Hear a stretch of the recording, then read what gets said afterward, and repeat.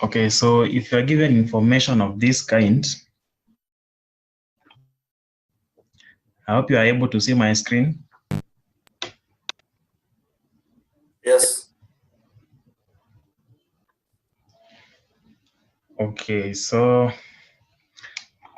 if you see this column B, there is information concerning date, where we have the month, date, and year arranged in that order.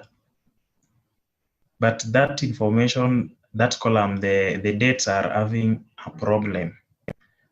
How can we know that the dates are not correctly written? There is a formula that we can use to identify if our date is correctly written or is it in the correct format. So what you do is, for you to know whether your date is written in the correct format, you simply use the year formula. So you activate your cell from anywhere, then you write year, click the tab button, then serial. So serial, you pick now the date, any date in this column here. Let's pick this one and see. Close your bracket. You're able to see it is giving us a value error. So that one means our date is not in the correct format. So tip number one, when you write your dates in Excel, whatever separates the date, month, and the year should not be that dot, but it should be a slash or a space hyphen between the three.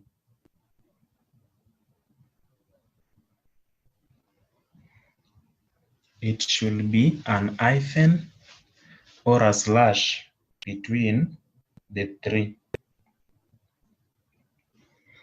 So what do we do to ensure that now we introduce an hyphen or a slash between the date, month, and year so that we get the correct format?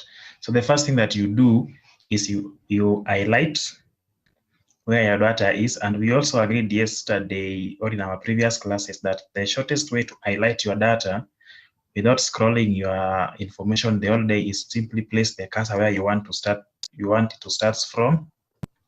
You hold Control and Shift together, then you click the page down arrow. It will highlight the entire worksheet.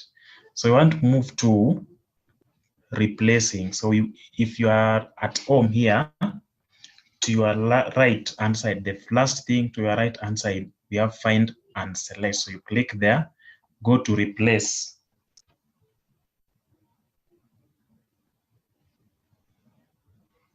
So you click there and the menu pops up.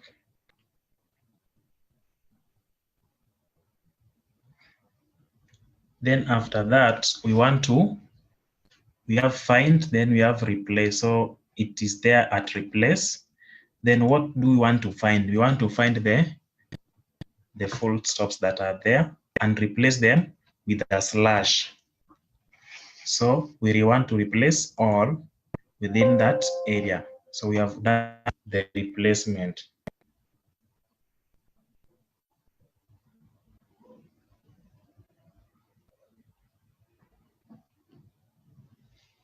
So having done that, you close this menu here. Close that menu, and you are now able to see that your dates have the hyphen between them. So we are now going to use our formula again to confirm if our date is in the correct format. From anywhere, you activate your cell, you write here, click the tab button. Our serial is in dates here. Just pick any of them, then you enter. So this time round, it is giving us 2014, which means if we use the year formula, and from this information, we are able to extract the year from this date. Therefore, that one confirms that our date is now in the correct format, and we can now proceed to work it out. So that's the first thing that you do to test if your date is in the correct format. And from this date here, I want us to extract several things. Before we do what we want to do, I want us to see how you can work out with this date. Let's say somebody has asked you to give them the total items that were there in a specific day. So first thing that you do, we can, from this information here, we can extract month. We can extract month. 2, we can extract day. That is the day of the week. Was it on a Monday? Was it on a Tuesday? Was it on a Thursday? We can also extract a specific date, just date the way it is. We can extract date whereby, let's say it is 1st, 2nd, 3rd from this information. The way it is, you are not able to identify which one is the date, which one is the month. But by use of this, you will be able to extract and know which one is the date. Okay, in terms of month, we can get the months in terms of values, that is 1 to 12, whereby 1 represents January, or we can get the specific name. If it is January, then it indicates January. If it is February, it indicates February. If it is December, it will not give you 12, but it indicates December. That's what you want to do here. The day of the week, if it is Monday, automatically it gives you Monday.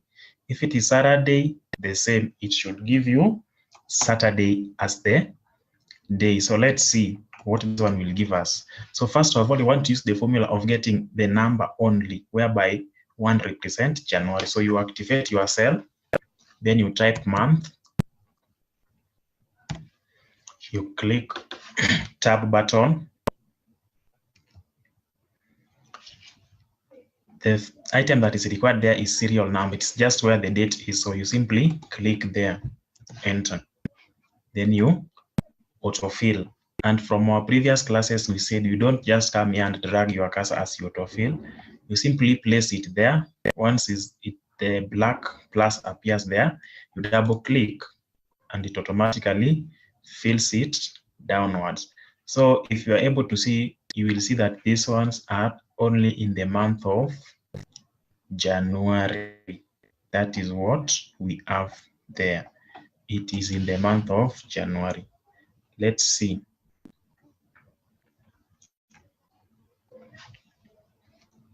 If you check down, also all these items took place in the month of January. Okay. I want us to make it. Let's look at, that is January. So we want this month here, this time round, not in symbols, but now in letters. If it is January, let it be January. So you activate your cell, then you say text. It appears there, you click that text. So the value, where is the value from? Our value is now this date here, comma. And since we want to get the month, this is the secret for these things here. If you want to get the month and it is in words, not in numbers, you bring in now the special treatment. So you bring the opening quotation mark, then you type M 4 times. You type M 4 times and you close your quotation mark, then you close the bracket, then you enter. By doing that, you will now see it gives you January. So that's how you do it. I want us to change this one here to be, let's say it is February. That is 02. What will we have? You see it is now changing to February. What if we change this one here to be 09? Will it really be September? Yes, it is September. What if we change this one here to be 12? Will it really be December? Yes, it is December. So the first formula was just giving us the number. And we all know that the month starts from 1 to 12, where 1 represents January. But this other formula here is now helping us to get the specific month. If it is December, then it should indicate December. If it is September, it should not tell us 9. No, it's just tell us it is the month of September. So that's how you use the number, the formula of month to get number. That's 12, which represent December. But you use the formula of text to help you get the specific month in words. So let's see the day. The day will now be whether it is Monday, Wednesday, Thursday, or Friday. So you simply activate your cell. And since you want these things to be in words, you use text, click your tab button. Our value is the date, where the date is, comma. Our format, text. For month, we typed M 4 times by giving it a special treatment. For the day, we are going to use D and give it a special treatment. So you simply bring your opening quotation mark, you type D 4 times. Then you close your opening quotation mark, then close that bracket, enter. If you enter, it will tell you that on 1st of December 2014, it was on a Monday. 1st December of 2014 was on a Monday. What about 1st of September 2014? Let's see. 1st of September 2014 was also on a Monday. What about 1st of January 2014? 1st of January 2014 was on a Wednesday. And 1st of February 2014 was on a Saturday. That's how we use the text formula to help us get the day. What about date? The specific date. You activate your cell. Activate your cell. Then you say day. Click your tab button, serial number. Our serial number is this one here. So that one is now giving us the date. These ones are now giving us the dates. So the dates were here, 1st of September. Let's change and see what will happen. Let's say this one is not 1st, but it is 5th of. So if we change this one to be 5th, it changes, the day changes to be Friday, but still December, and the date is now 5th. Let's change this date now to be 10th of September and see what is happening. If we change that to be 10th of September, 10th of September was on a Wednesday, and the date is 10th.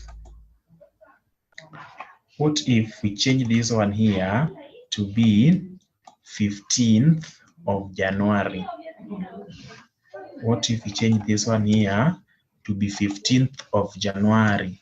What will we have? So 15th of January was also on a Wednesday in the month of January. So that's how we get day. That's how we get month, day, and date. What about year? How can we get year? How can we get year? So you activate your cell. I think the year formula we have just used when we were testing if our date is correct. So the first thing is to use year. You click that.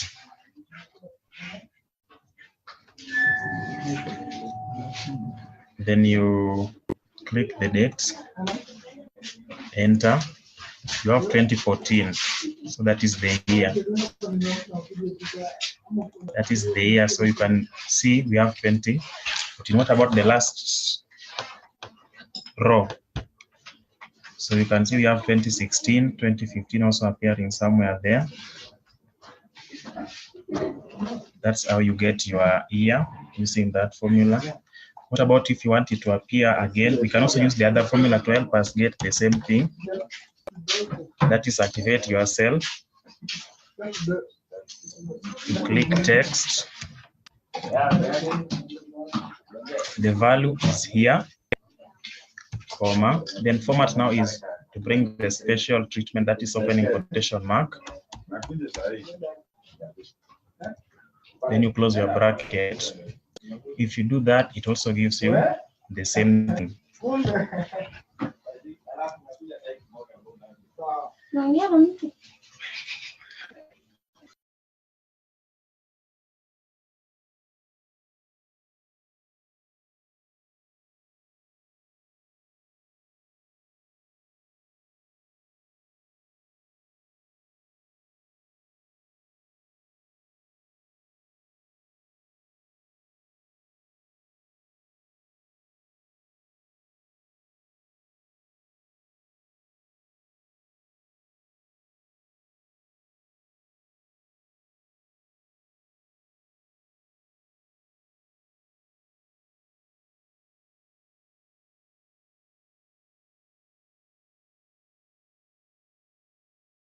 This meeting is being recorded. Are we together?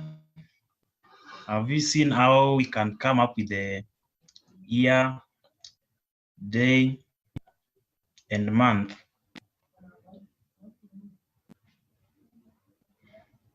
So that's what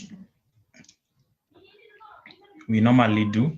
So what if you have been now told to take this thing to the original state where it was? So you want to take it back to where it was. So you activate your cell, write date.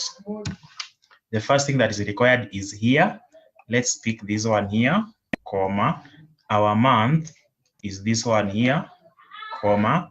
And our day is this one here.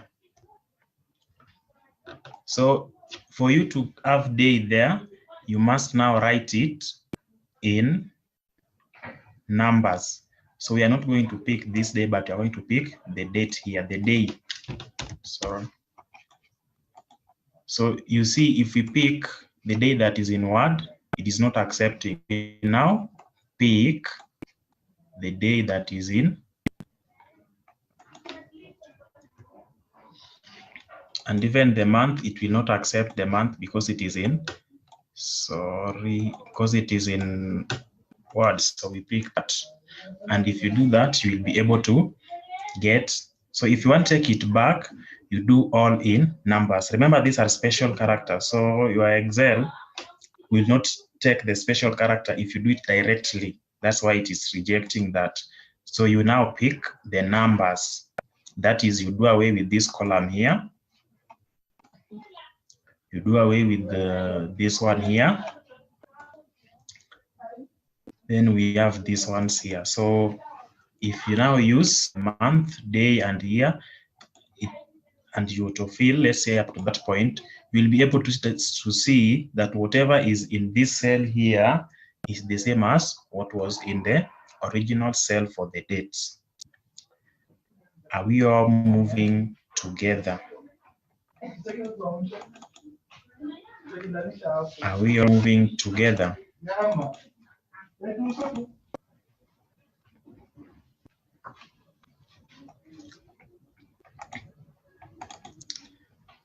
Are we together so that we proceed to something else? Confirm if we are together.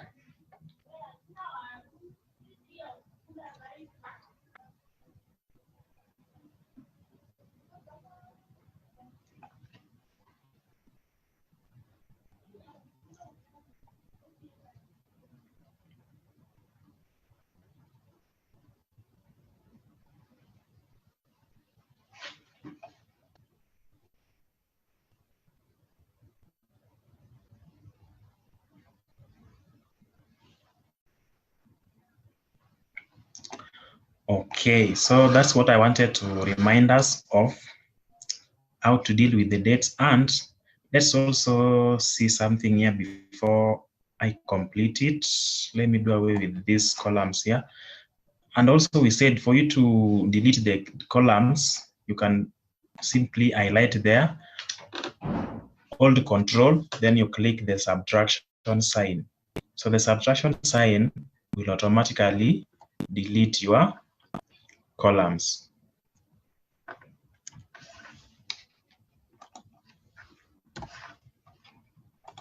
Up to that point. So I want us to get the last day of that month, the last day of that month in each cell, the last day of the month of these dates here in each of the cells. So you activate EO, end month. Our start date is here,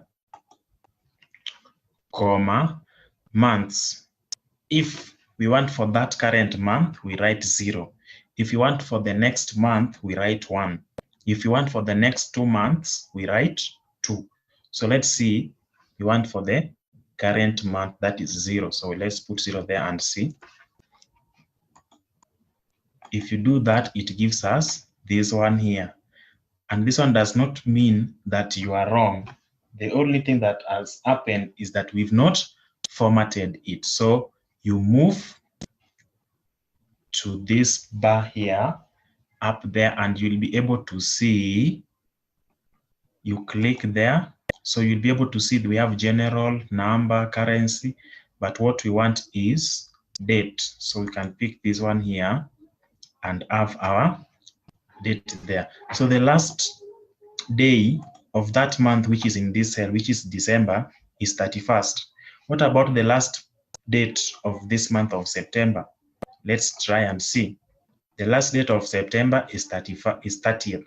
What about January? It is 31st. Let's do up to this point here. What about if we change this month here to May? Let's change that month to May. So the last day of May is 31st. So that's how we get end month of these dates that are here. So what if somebody says that, would you please tell me the last, would you please tell me the last date of the next 2 months? From that specific date, would you please tell us the last month of the next 2, the last date of the next 2 months? So you simply write, you activate your cell EO, click that. Start is this one here, comma. So you want the last date of the next 2 months. Let's pick the next 1 month before we move to the next 2 and see the part of it.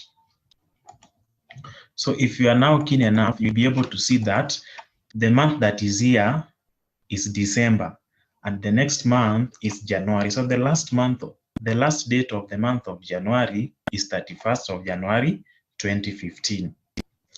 The last date of the next month here, the next month will be October, and the last date is 31st.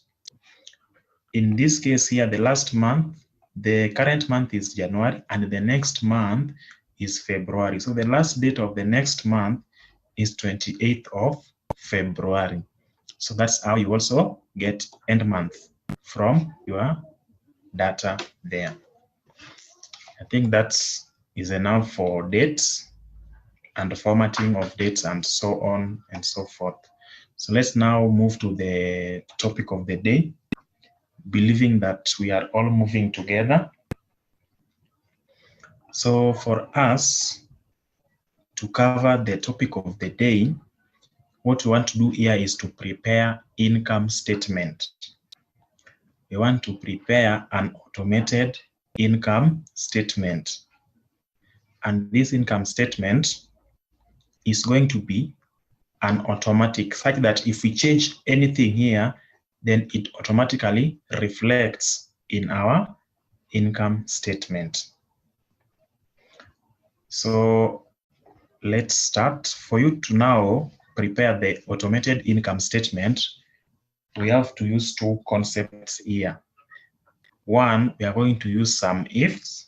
Two, we are going to use mapping concept. Is there someone who is not conversant with some if formula?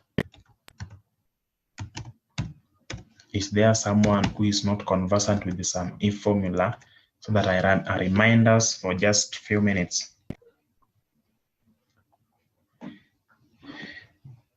Kindly go through some ifs. This meeting is being recorded. So for us to prepare our income statement, there's this, we have to create another sheet here and maybe call it income statement.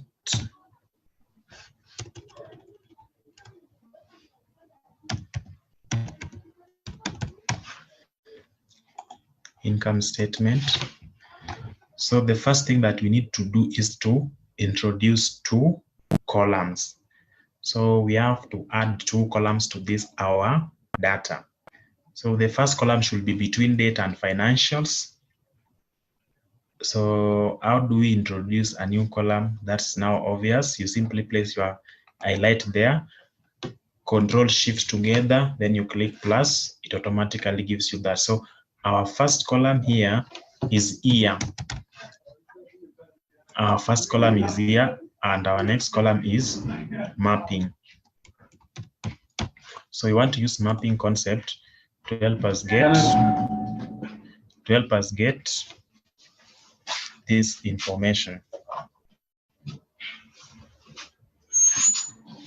So having done that, we want to validate, or we want to filter our title. We want to filter these titles. How do we filter the titles? You highlight all of them, these ones here. You move to data.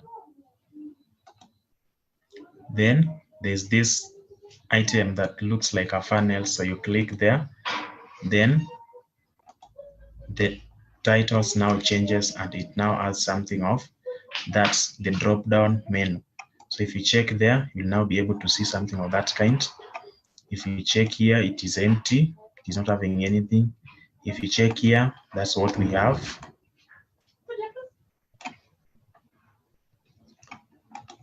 If you check here, these are what we have.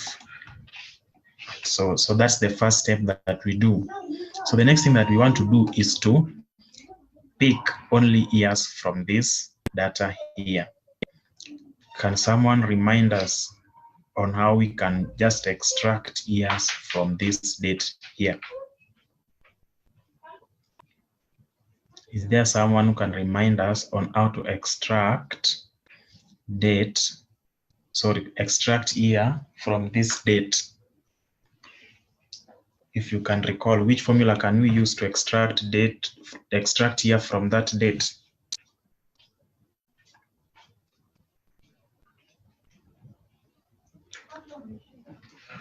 There are two formulas that you can use,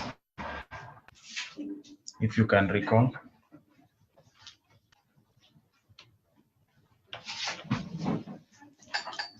And we've just covered them now.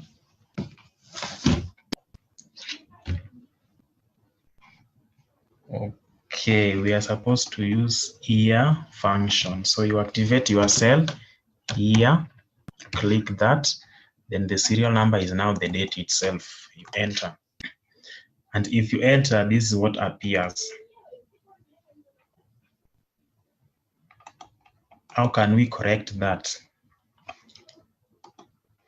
Keeping in mind this formatting style that is up here.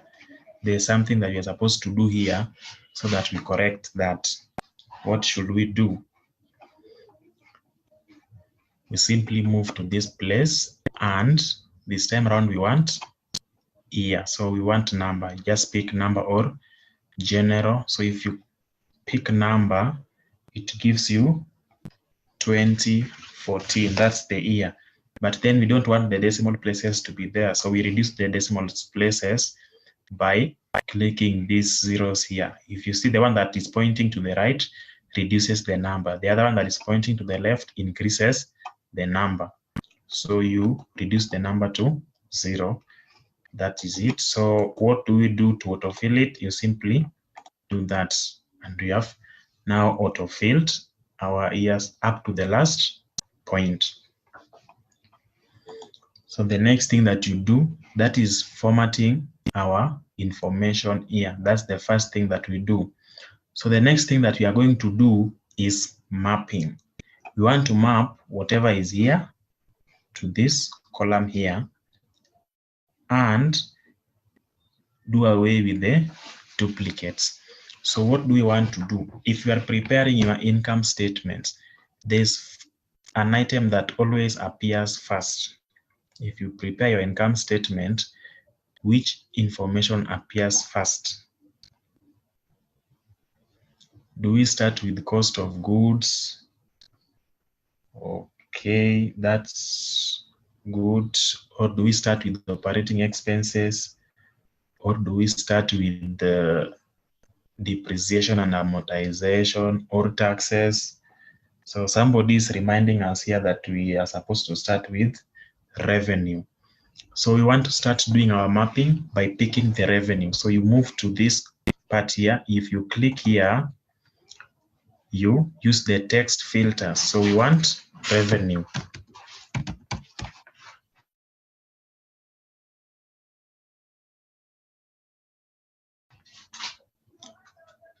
So if you can see, we have revenues, those that were from retail and even supermarkets. So long as it is revenue, you want them to be combined together for that specific year. So if you have revenue from more than 1 point, as you can see, and they all belong to one specific year, then we should get summation of all of them.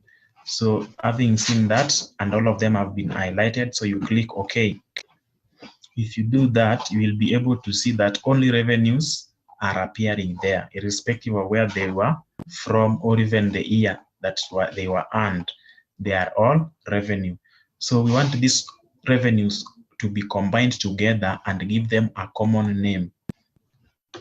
We can give them a common name by maintaining the name revenue, or even now call it sales.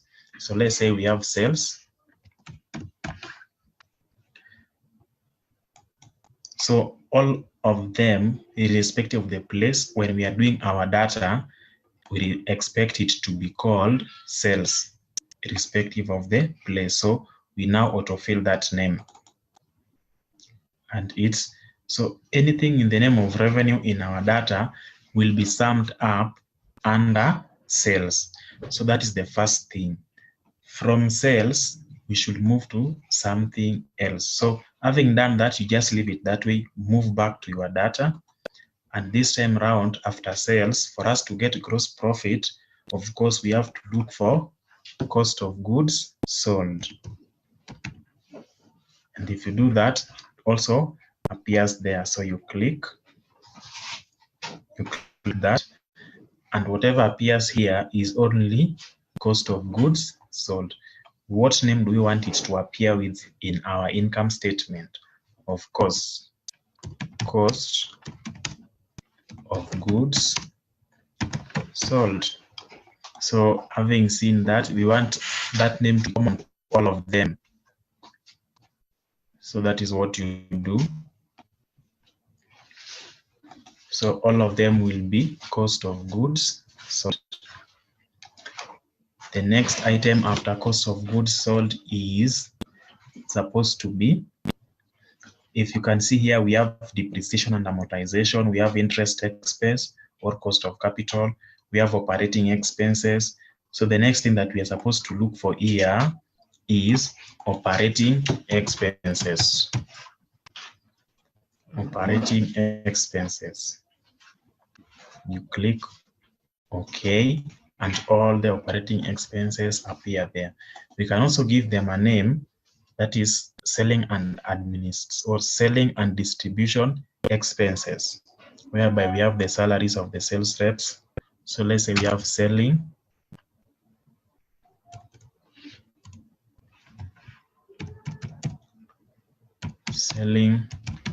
and distribution,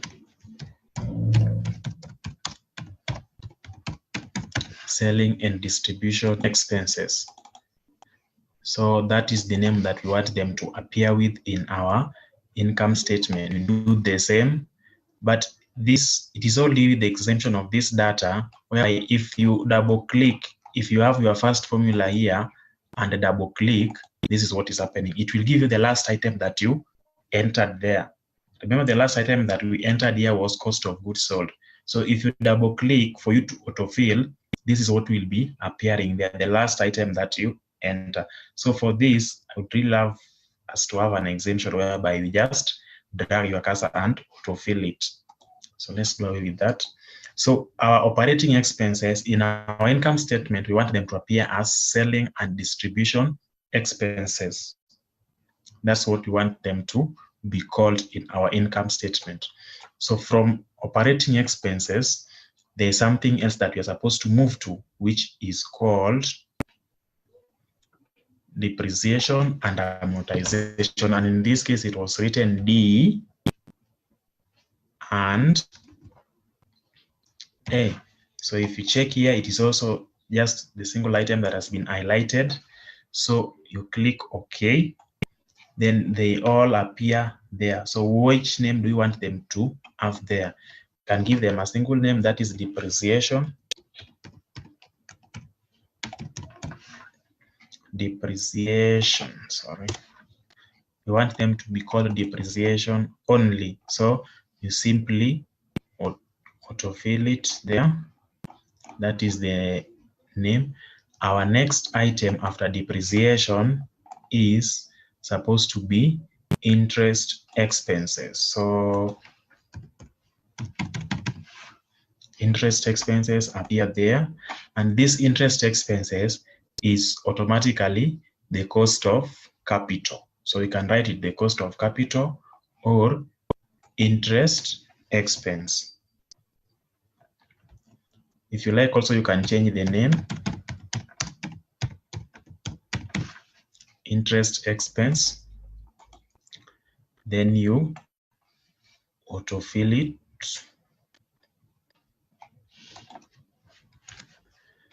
The next item after interest expense that I've also seen here, there is something called tax that is supposed to be paid to the government.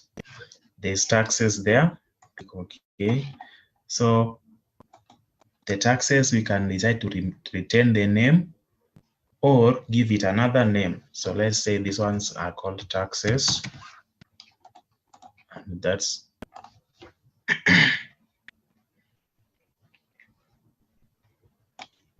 what we have there.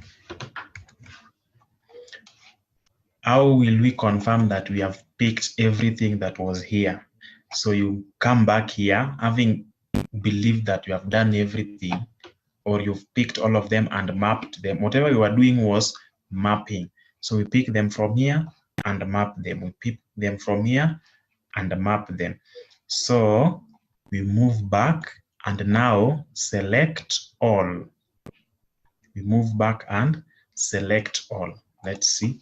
If you select all, whatever is here should also be this side, but it is going to be this side with the name that you gave it. For example, anything in the name of revenue, we gave it a name called sales. So irrespective of the place, so long as it is called revenue here, it is going to be called sales. Whatever was written as cost of goods sold, irrespective of the place, we have given it a name to be cost of goods sold without the abbreviations. D and A, which was a depreciation and amortization, we've given it a name called depreciation. That one is what is its name. Taxes, we've maintained the name to be taxes. So anything in the name of taxes that is here will remain to be taxes, irrespective of the place or year. So if, let's say, you had omitted something here, for example, you forgot and did not map taxes, if you now select all the way we have done, you could have seen that, yes, you have taxes here, but it is not appearing here. This cell could have been empty. That one will tell you that as you are doing your mapping, you are not able, to map that item. That's why if it is here and this cell here of mapping is empty. But if whatever is here, it is having a word that is there against it in the column of mapping, then it means we have highlighted or we have mapped everything. So there's no any cell that is empty here. So it means we have mapped everything. We have picked all that was supposed to be there. We are now moving to another step and to another sheet of preparing our income statement. Before I proceed, if there's someone is lost on the way. This meeting is being recorded. So whatever we were doing is called mapping. We were mapping whatever is here to appear here in the name that we so prefer. So the next thing that you're supposed to do is now to prepare our income statement. So how do we then now move from this sheet by the name source to income statement? It is very simple. Let me change the name of this one here to make your work easy. PL. So having done that and confirmed that we've mapped everything there, you highlight the entire column F where your mapping is. You highlight the entire column F, then you copy. Where do you want to paste it? We want to paste it in this sheet called P and L. You can place it anywhere, so let's place it here. We paste. It has been pasted. But if you are now keen enough, you will be able to see that there's a lot of duplicates. There's a lot of repetition of things, like cost of goods appearing here more than one times. And we are only interested in them to appear there just once, so that if you were to fill our formula, it should only have one cost of goods sold. So how did we agree that we are supposed to remove the duplicates? How are we going to remove the duplicates?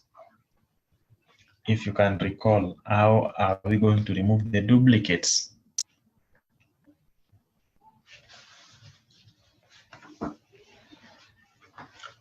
How are we going to remove the duplicates?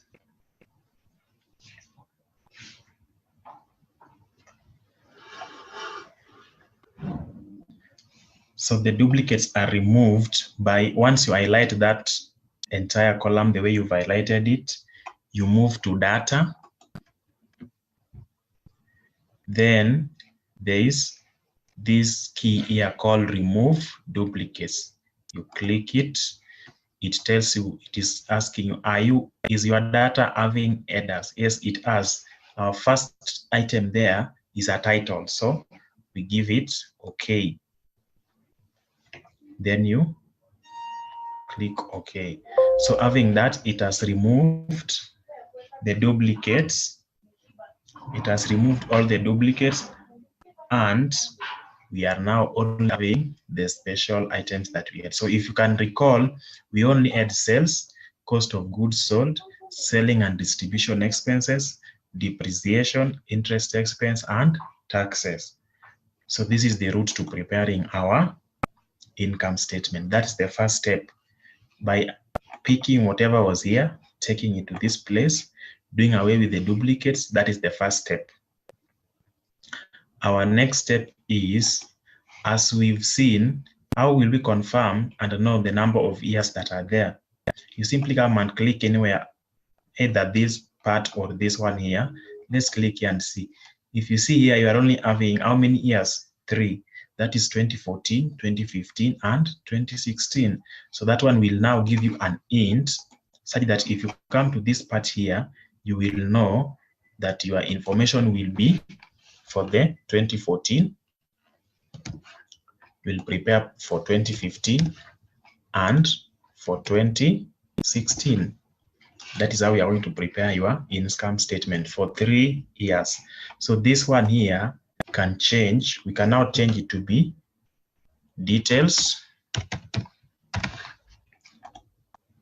So after sales, we're supposed to have cost of goods sold, then the difference. So you will now insert an additional row, or even before inserting an additional row, we can decide to put the formulas first. Then as we adjust those additional rows, we'll be able to see what is supposed to be there. So before we bring in the additional rows, I want us to now autofill the formulas and bring them here. The formula that we are now going to use, the first step was mapping. Remember the title of our file is called mapping and P and L. So the first thing that we did was mapping. Then the next part is now preparing the P and L. And in preparation of the P and L, we want to get, I want somebody to guess.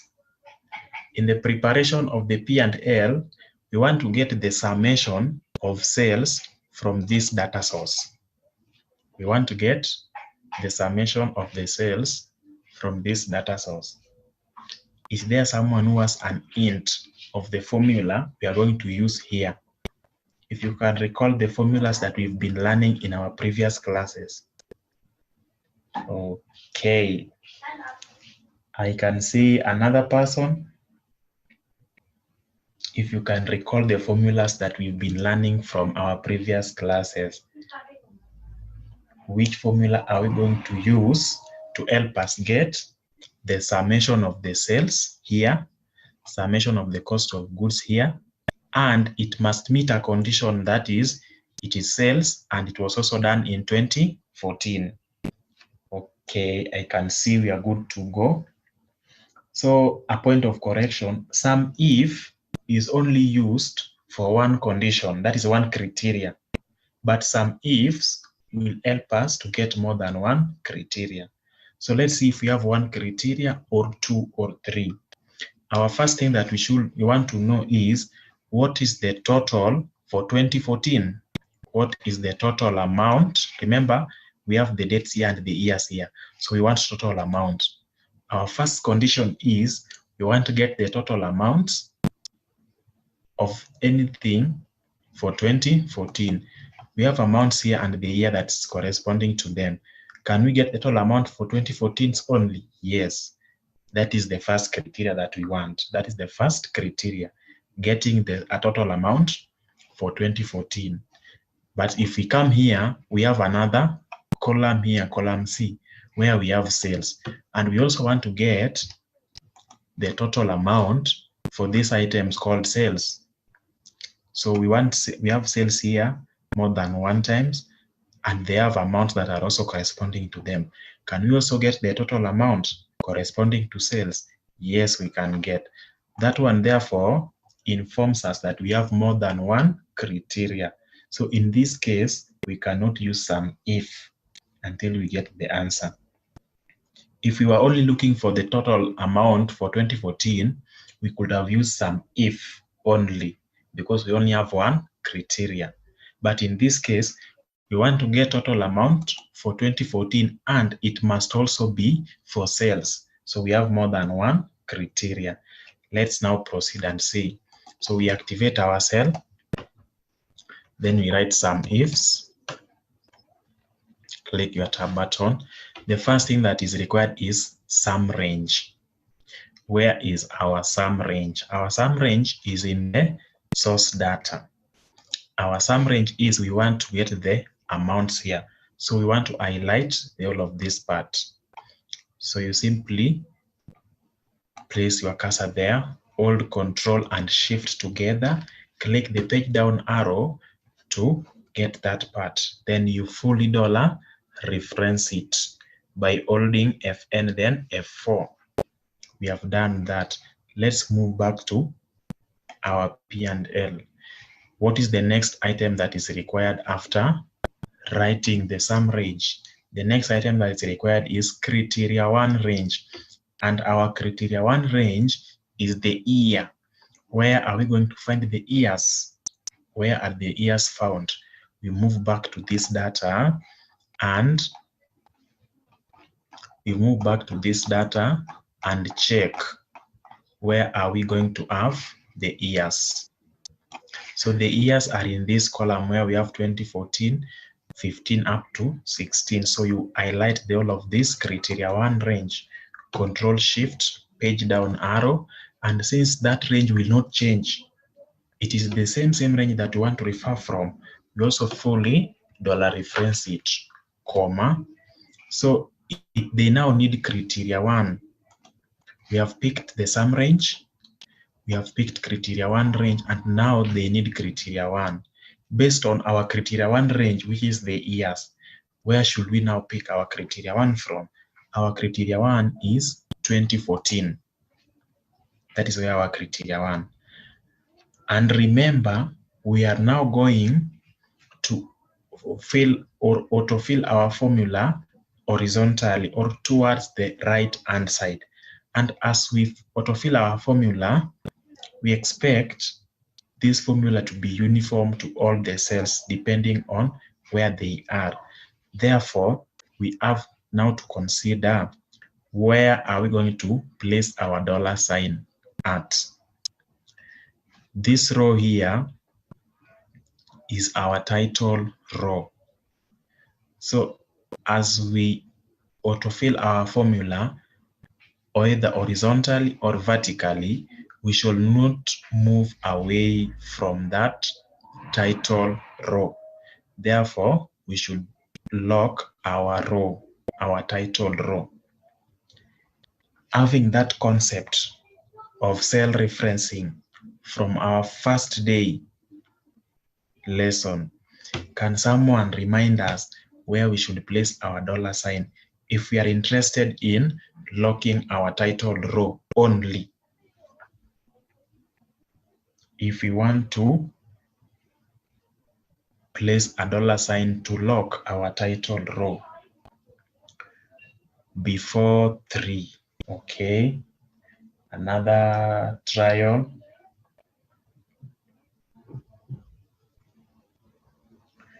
We have to place our $sign before 3, which means we are going to lock 3. And what does this 3 represent? 3 represent the row. 3 represent the row, but the numbers, the letters represent the columns. So we want to lock our title row, which is row 3, and therefore place our $sign before 3. So we are now done with criteria 1. We are going to criteria 2. Criteria 2 is now, we've now taken care of criteria 1, whereby we want total amount for the year 2014, 15, and 16. But then we have been given another condition, that is sales. Yes, we have total amount, but it must be only sales. So what do? We now again move to criteria 1 range, which is where will we find these sales. We move back. Between these columns, can someone try and tell us which column are we going to pick to be our criteria 2 range so that we find these sales, cost of goods sold? Can someone try? Which column are we going to pick?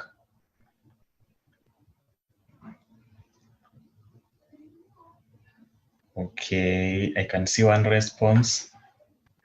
Another person, which column are we going to pick so that we take the range of criteria 2? We are supposed to pick this column here. If you can recall, when we move back to this place here, we have sales, cost of goods, and depreciation. And if you check here, we change the name of these items here to suit what we wanted here. So that is why we have revenue, but we don't have sales here. We have sales in this column. So whenever you are doing mapping, if you are doing mapping and you've done this, when you are now looking for the criteria, the next criteria, you must now pick from the mapping column. This is where we have the range of our criteria 2. So you place your cursor there, Control Shift together, click the page down arrow, fully dollar reference it, hold Fn, click F4, comma, our criteria 2 itself. Where are we going to find our criteria 2? Our criteria 2 is now the cells. And this time round, we also want to autofill our formula horizontally. And as you are going to autofill your formula horizontally, it will be changing, moving from column C to column D as you fill your formula in column E. So there is something that we are supposed to do to column C, such that even if you autofill our formula up to column E, then it will still refer to column C. That is, we should dollar reference our column C, since it is our title column. And if column C is our title column, where should we place our dollar sign? Talk to me. Where should we place our dollar sign so that we dollar reference our title column?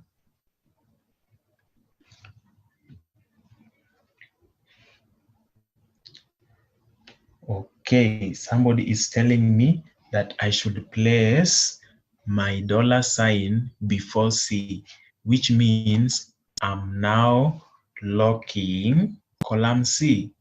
Why? Because it is my title column. So having done that, we only add 2 criteria or 2 conditions to meet. So we close our bracket. Then you enter.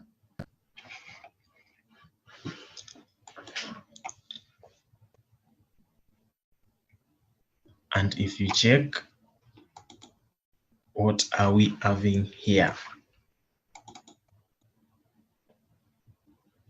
What are we having here?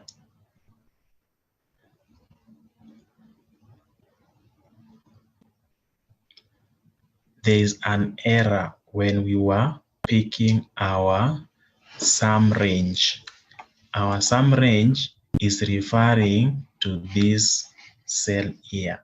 We made an error when we were picking our sum range. Our sum range should be this sheet here.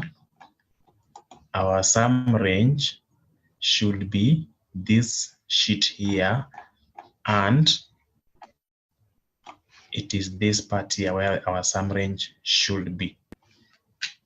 Control Shift, page down, hold Fn, then F4. That is where we should have our sum range. So having done that, our sum range was in this part here. But when we selected it, it should be the amount column. It is the amount column. This one here is the amount column. That's where we are supposed to get our summation from. So if we just make a mistake, then it will not give you the answer. That's why it was giving us 0, because it was referring to this E here in this P and L to be the sum range. So that's where we add that error. But now you can see our sum range is which sheet?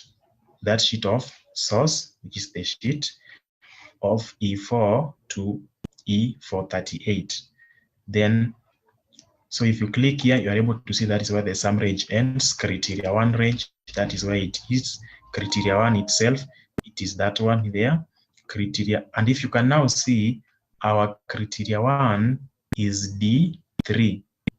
Remember, we have now locked our title row. If you check, criteria 2 itself is column C, and we have now placed our dollar sign before C. So if you enter like that, you are now able to see that is the total summation of sales in the year 2014.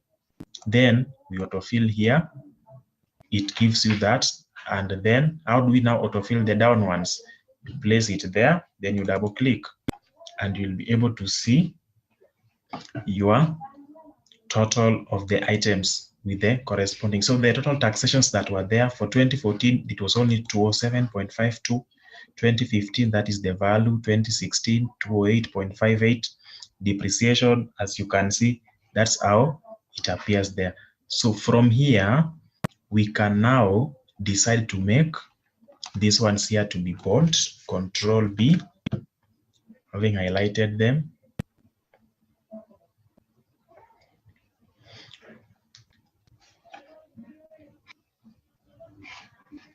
Okay, so from there, we want now to bring in the other rows that we were talking about. What are the name of these other rows? So between the sales and cost of goods, we are supposed to have a column there. What is the name of this column? If you can remember the structure of income statement, between the sales and cost of goods, we should have something by the name gross profit. We should have something by the name gross profit. Then after gross profit, before we move to depreciation, we should have earnings before interest, taxes, depreciation, and amortization. Then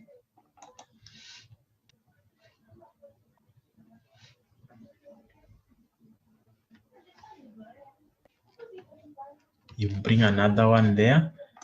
And what do we have there? We should have earnings before interest and taxes.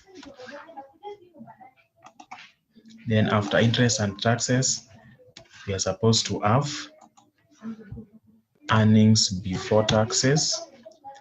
Then after taxes, we are supposed to have now earning after taxes, or the net profit or retained earnings.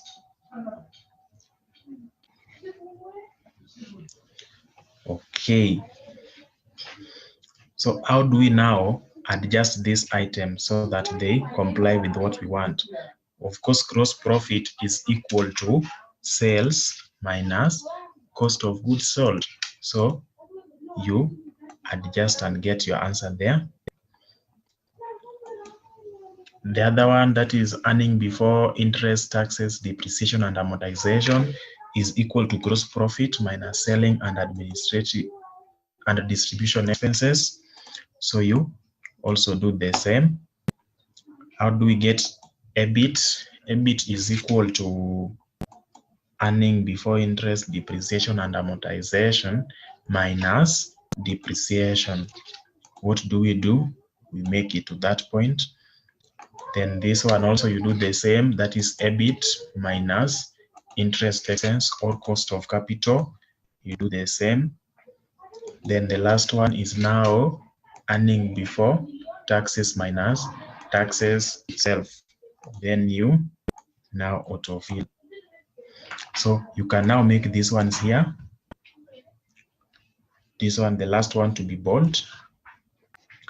And we want to now bring a line that separates them.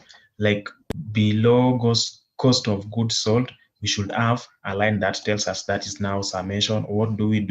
We move and take borders. If we move and pick borders, we'll be able to. So you move to home, there's this borders. Where do we want to place it? We want to place it above. So let's see if we have that. Yes. So it helps us that after these two, we have a summation there. Then after these two also, we are going to have a summation here. After these two, we are going to have a summation here. After those, we also have a summation and also summation here. So you simply click there, it shows you. And this last one here, I want to give it a double underscore. How do I give it a double underscore? I simply come here and pick top and double bottom border. So it is now unique from those other ones, maybe indicating that it is the last one. So that's how you do it. So we are able to prepare our income statement for the year 2014, 2015, and 2016 with that information. And with this, you can also even bring now the table. You can now format it the way you want. For example, you can highlight the whole of this one here. How do we introduce a table? You hold Control, then click T. You hold Control, then click T. So what do? give it OK. By doing that, you are now able to have your financial statement in now a given format. We can even now change the name of this table here to call it income statement. So you simply, having placed your cursor anywhere on this table, you move to design, then to your left, you will see it is written table 1. So I can give it a name, call it income statement. You can call it income statement. So that is the name of our table. So if you click here, you'll be able to see that the name has now changed. It is now not called table 1, but it is income statement. Okay, you can also say that you are not pleased with the color of the table, you want to change. Still, just come here and you check which format do you want. Do you want this format? Do you want this one here? Do you want this one? Whichever format that you want for the table, you will be able to pick it from this place here. So that's how you prepare income statement.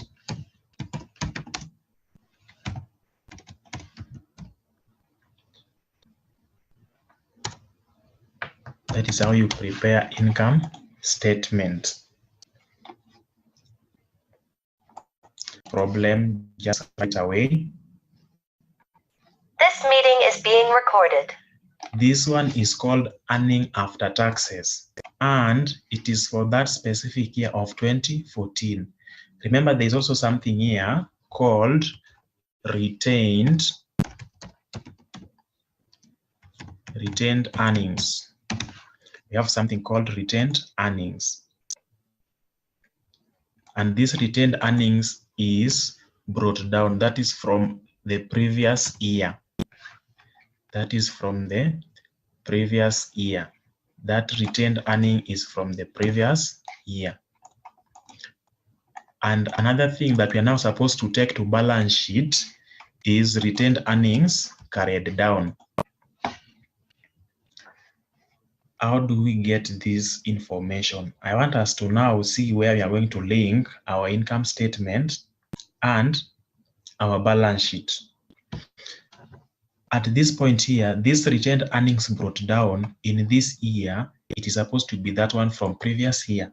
But in 2013, if we check our data source here, we had no retained earnings brought down anywhere. We had no retained earnings brought down anywhere. So which means we are supposed to write here in our first year, our retained earnings brought down is supposed to be 0. That is what is supposed to be there. Our retained earnings in the first year is supposed to be 0 because in our data source here, we were not given such kind of information. Neither were we given a note somewhere or an additional information to tell us that retained earnings brought down from 2013 was this amount. So since it is not there, we make it to be 0. Let's now come and see. And by doing that, remember this is not the end of our income statement. So we are supposed to remove this double underscore and replace it with this one here. Let me see if we can remove it. So you simply come here, make no border.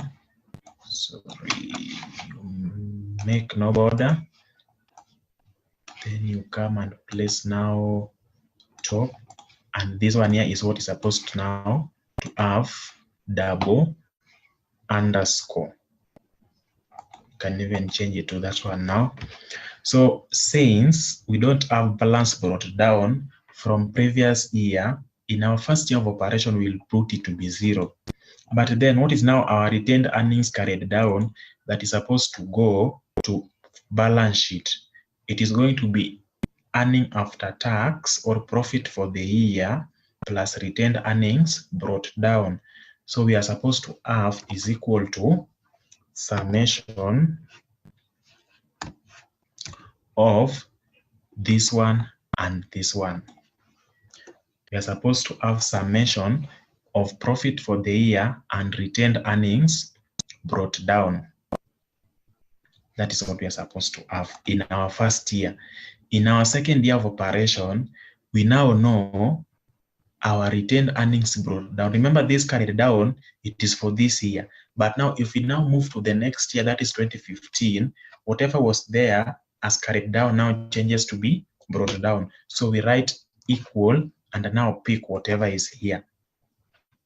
If you pick whatever is there, it is now going to be our retained earnings brought down. And being that it is having a negative, it automatically means it was a loss. So what do we do to get for 2016? For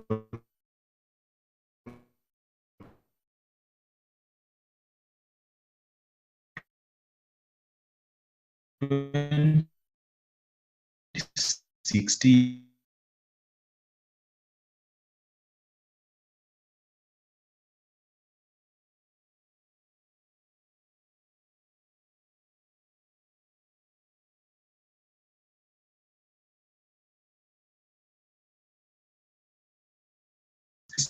here. And how can we get what is here?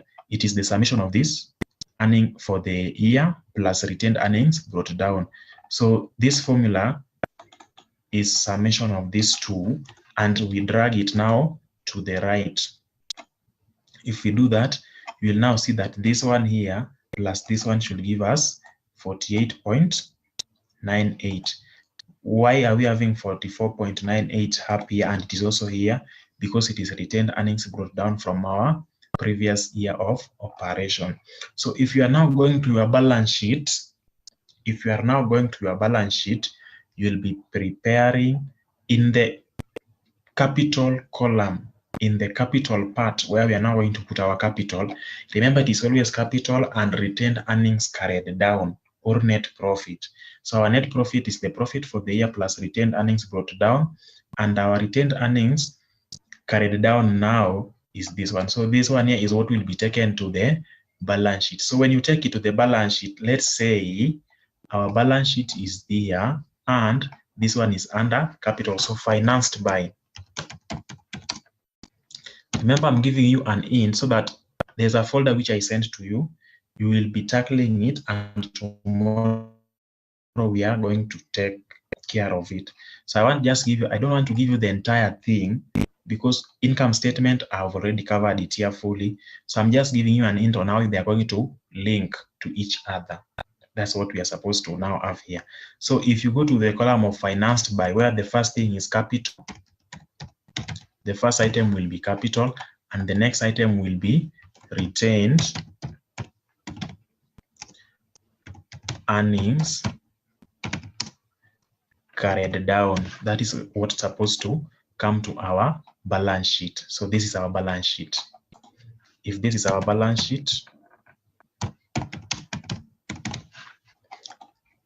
our under financed by, our retained earnings carried down, we simply activate our cell and now pick whatever is here.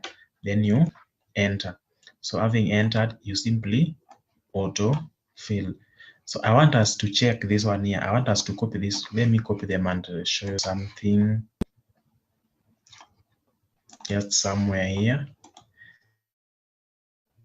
Let me paste the values only.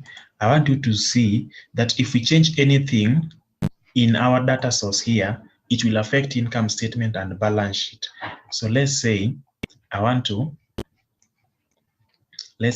make this one here to be 250. So it will increase our net income. Let's see. If we change it to 250,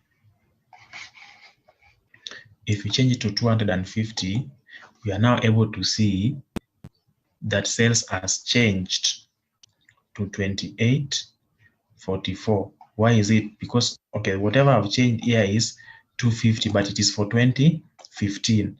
I want us to change it for 2014 so that we see if it is doing away with that loss. Let's make it 2014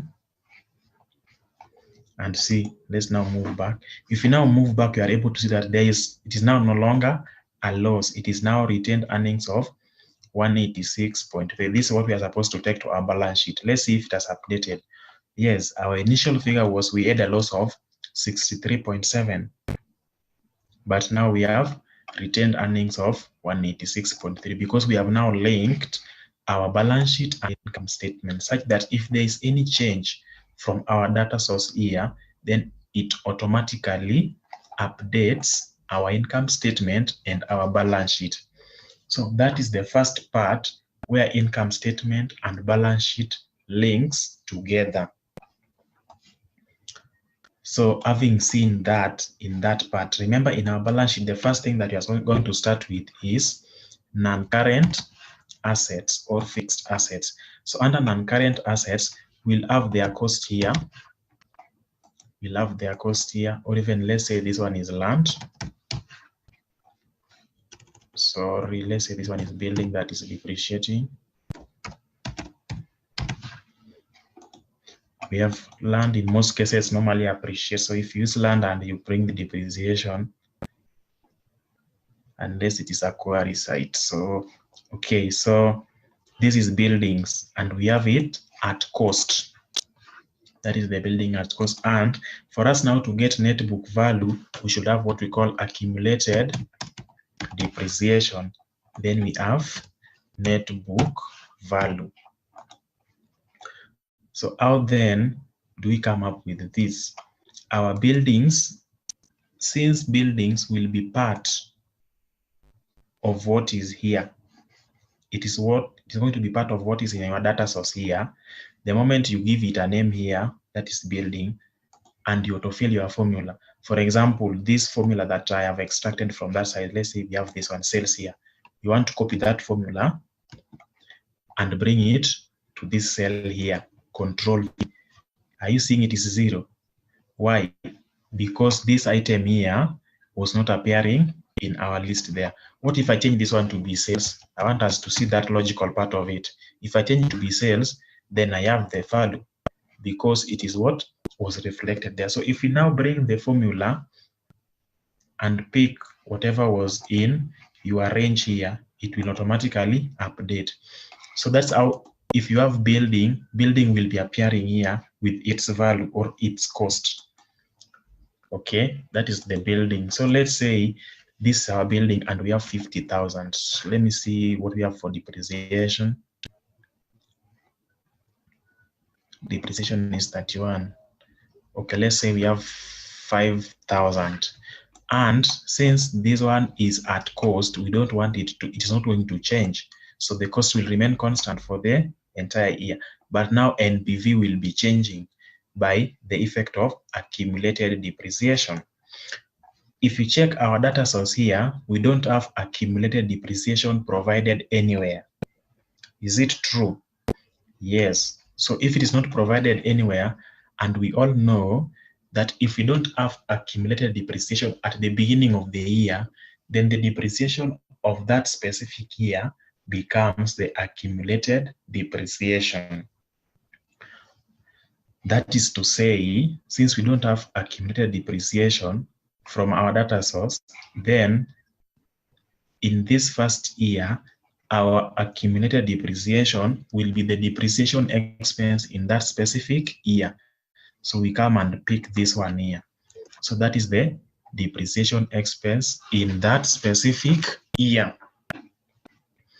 What about the second year? So depreciation, accumulated depreciation in our second year will now be equal to accumulated depreciation from previous year, that is this one here. Then we add depreciation expense for this specific year, that is this one here.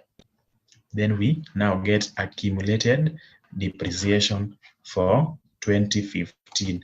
What about 2016? It is the same thing, that is accumulated of previous year plus depreciation expense for 2016. And since this second year has that formula perfectly, let's autofill and see. You simply bring it here, and it will be referring to 75 plus 41. So 75 plus 41, is it really 116? Yeah, what is it referring to? E24, which is 75, plus F9, which is 41. So that's how you have your accumulated depreciation, such that if you want your net book value, it is now going to be cost minus accumulated depreciation. Then you enter. So this one here is going to be the net value of the non-current assets.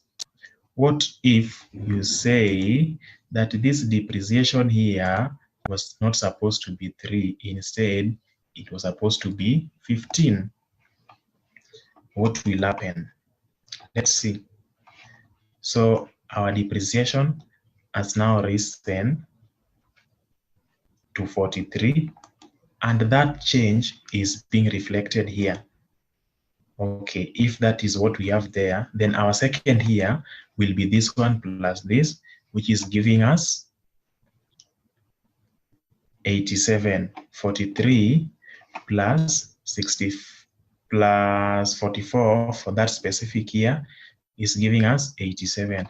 And if you can recall, in this column here, we had 116, but now we have 128 because there is adjustment that has been done from our data source. That is the second point where balance sheet and income statement links together. So if you make any change in the accumulated depreciation, it will be reflected there by that. So if you're not given accumulated depreciation in your data source here, you simply come and create it by use of this concept. Are we moving together? Are we all moving together?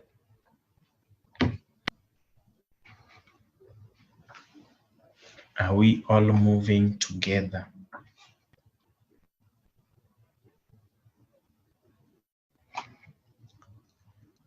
Are we all